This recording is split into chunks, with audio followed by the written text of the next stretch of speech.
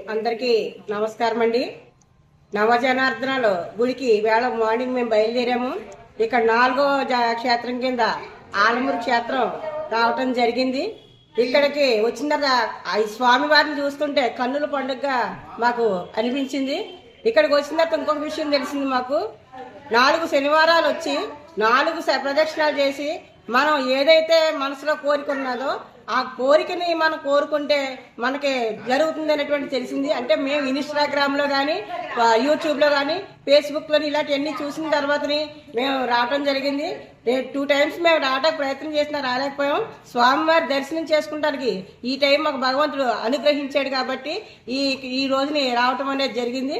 అలాగే జనవరి 29వ తారీఖున రథయాత్ర జరుగుతుంది. ఇక్కడ వైభవేతంగా జరుగుతుంది కాబట్టి అందరూ కూడా విచ్చేసి ఈ యొక్క కార్యక్రమాన్ని కూడా విజయవంతం చేయాలని, స్వామివారి దర్శనం కృపా కటాక్షాలు పొందాలని చెప్పేసి మాది కోరుకొండ మండలం, ఈస్ట్ గోదావరి డిస్టిక్, శ్రీరంగపట్నం నుండి మేము రావటం అనేటువంటిది జరిగింది. మాకు స్వామివారి దర్శనం జరిగింది.